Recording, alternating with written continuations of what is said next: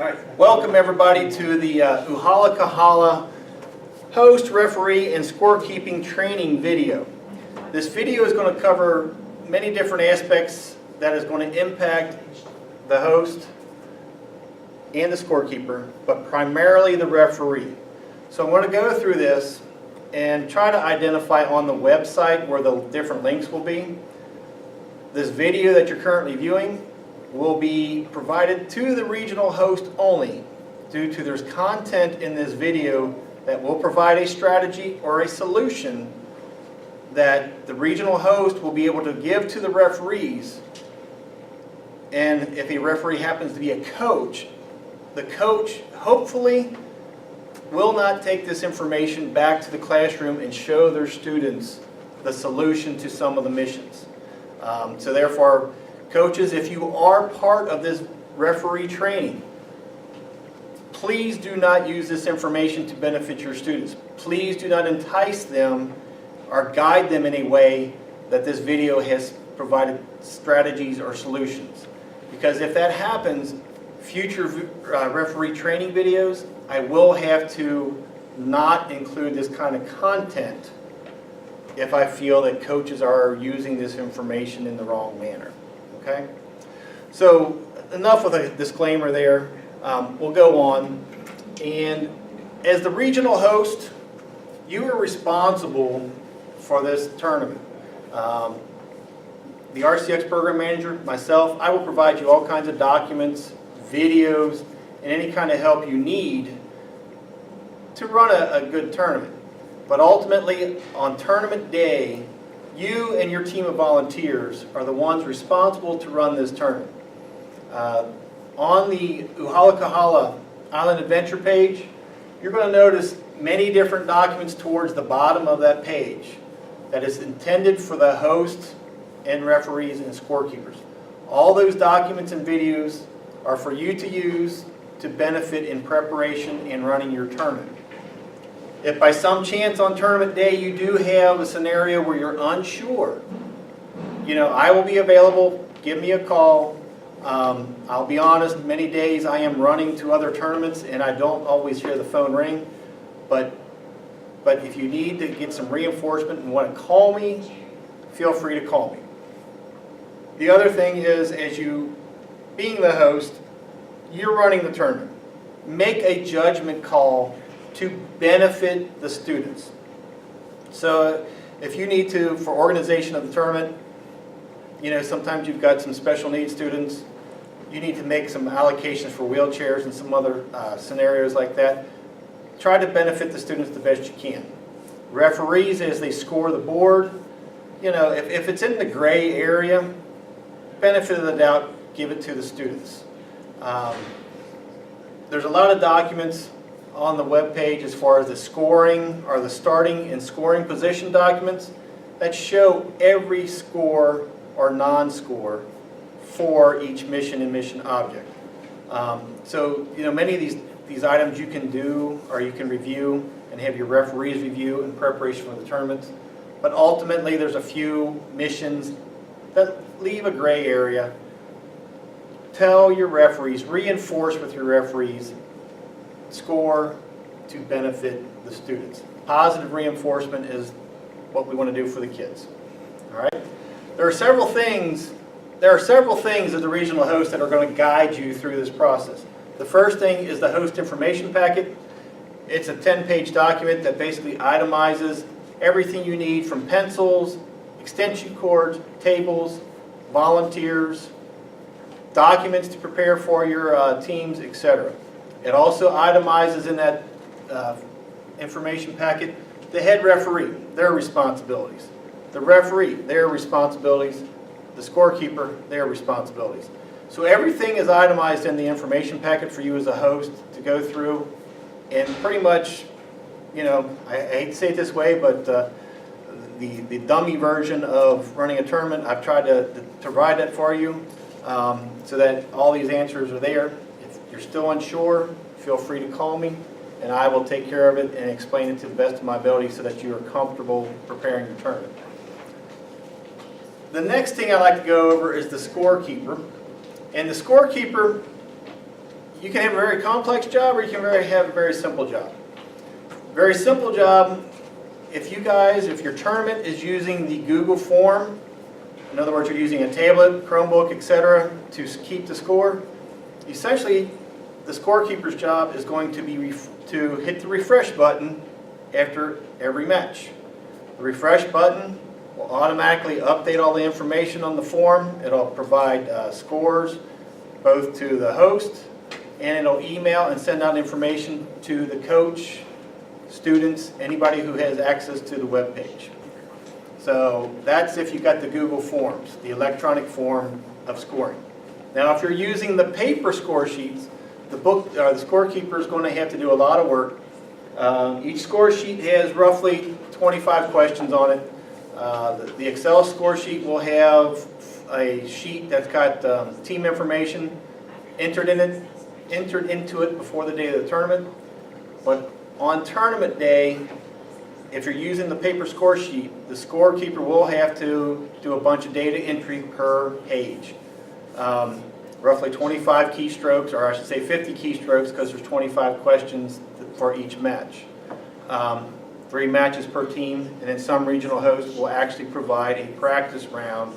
So therefore you may have the practice round you may use for yourself as a practice on how to keep score. So we've just gone over the scorekeeper and the host, and that's essentially the information that is provided for those two. Again, go to the UIA Island Adventure page on the website, and there's videos and documents for you to review to help you with this tournament. The biggest part of this training is for the referee. The hardest job for this is the referee's job. I can't stress how the referee, the ones in stripes, they're either loved or hated by the students, the parents, and everybody else. But the referees, I understand that some of the referees are students, high school students, college students, just volunteering their time, and have never participated in a robotics program before. I also know that many of the referees are adults, whether they're a teacher or a parent who possibly has coached a team in the past. So as the host prepares with the volunteer referees, I recommend that each table has 2 referees, and you pair up an experienced referee with a newbie. If at all possible, make sure that the experienced referee will keep score, teaching the newbie for future tournaments. Okay. As the referees prepare for this tournament, the key document that the referees need to review is the general rules. The general rules has the rules that pertain to the team makeup, the construction of the robot, the operation of the robot on the mat, whether it's in the safe zone, out of the safe zone, deliverables, retrievables, touch penalties, etc. The key document that the referees need to understand is the general rules. The second document the referees need to understand is the challenge mission document, which lists all 18 missions for this year's challenge. The challenge pretty much identifies how the mission object, like the fruit, has to be delivered, where the starting point is, where the scoring position is. So as we go through this, just know that there are starting and scoring position documents posted on the web page for each mission that can demonstrate for each referee where to start with the fruit, where to score with the fruit, and that goes across all 20 mission objects. Now, as a referee, each tournament site will have 2 opportunities to score. One will be the Google form, which is pretty much you're just going to use your tablet, and you're going to input the information. When you go down the form, notice that you're going to put in the email address of the coach, again, and other team information. The key piece of information is the team number. Everything within the Google form or the Google sheet keys off that team number. As you go further into that Google form, you're going to have 20-some questions that you got to answer. Just know that there's a before match, during match, and after match section.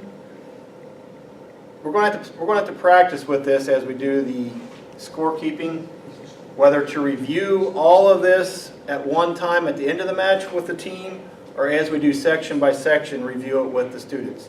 Because as I've played with the Google form, It takes a little bit longer to actually score the Google form than the paper form, just because you have to do it step by step by step. You can't jump ahead as you can with the paper form. So just know the Google form has some positives as far as scorekeeping, but it also has some drawbacks as far as the referee and dealing with the students. The paper score sheet, if you're using a paper score sheet, just pen and paper. You just mark the appropriate item that the student did, yes or no if it's successful, 1, 2, 3, 4, 5 if it's numeric, and then there's some other stuff as pertains to the like the target areas, the dark blue, light blue, not on the target. Just circle the appropriate location on the paper. There's a couple things that the referee needs to kind of watch in the one section on the Google form and on the paper form both, is the touch penalties, the trees. I'll go over that real quickly. When it comes to the touch penalty of trees, this is where the general rules and understanding where the robot is, whether it's in or out, if you assess a touch penalty, how to assess the touch penalty. This is where it becomes subjective by the referee. So if the robot is completely out of the safe zone, they get assessed a touch penalty. If it's partially in the safe zone, they do not get a touch penalty. So I'll show some demonstrations on that in a little bit further in this video. Okay, but as far as the training goes on the score sheet, touch penalties, trees, there's a total of 5. So make sure when you fill that section out, as you assess touch penalties, as you award location value for the trees, the total of all those choices totals 5. So just make sure that that's the one sticking point for the touch penalties, it totals 5. And the other thing, referees are going to hate me. I know a few of you will probably groan in the audience here, but if the tree gets to the campsite, the tree in the campsite is safe from touch penalties. So just know a team may have a strategy to deliver all their trees to the campsite, and once they are in the campsite, you as a referee cannot assess a touch penalty anymore. If in subsequent action of the robot pushes a tree out of the campsite, you do not take a touch penalty for past occurrences of touch penalty, but you could take that tree for future occurrences of a touch penalty. So that's the one thing that's going to drive the referees nuts. Just trying to change it up because where the location of the campsite is this year, it's like I got to give the kids some kind of safety or some kind of benefit for having the campsite as the destination area. So, but just know that's pretty much the touch penalties in the trees. The documents that the referee really needs to know about, again, the general rules, the mission rules. You also need to know that the starting and scoring position documents, there's videos later, or part of this video shows you the starting and scoring position of each mission object, but there's also documents on the web page for the referees to review that show how the fruit will score. You know, shows where the fruit starts, shows where the fruit scores, whether it's out of the area, partially in the area, or completely in the area. Same with the pig, water, everything else that's on that mat has a starting and scoring position for the object so that you can review, so that you know how to score for the challenge. The one other item that you as a referee are going to have to review is the quad platform. I've had a lot of feedback from coaches, a lot of positive feedback from coaches with the design of the missions that go to the quad platform this year. Typically, elementary and middle school kids do not attempt the quad platform, but because of the point value for the missions, I have got a lot of elementary kids for the first time trying to go to the quad platform. So initially it seems like it's a positive, the way the schools and the teams are reacting to this, but it may be a little bit tricky for you as a referee to score it. So just know that there's 4 missions at the quad. The kids get points for putting a minifig underneath the quad platform, putting a minifig on top of the quad platform. They also get points for having the robot drive under the quad platform with a minifig attached. So right now we got 3 minifigs, one under, one on the robot, unattached. Robot's underneath the quad platform. You will have some teams who will have the ability to climb on the quad. So they can take the robot and climb on the quad.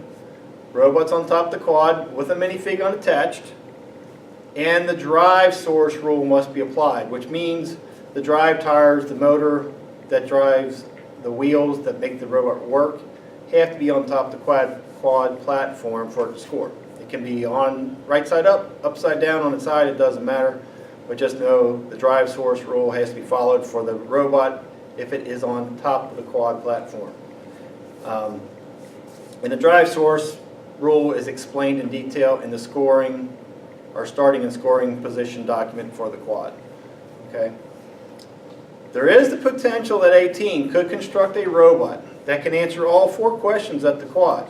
So in other words, you've got a minifig lying under, a minifig on top, and one robot that is on top of the quad, but it actually is constructed in a manner that has 2 unattached minifigs, one on top of the quad, one underneath the quad, and meets the drive source rule. So just know that there is the potential for a team to construct a robot to answer all 4 parts of the quad mission. And I know a few teams are trying it. I don't know if they're successful, but just know as a referee that the potential exists for you to answer yes on the score sheet for all 4 of those missions. Okay?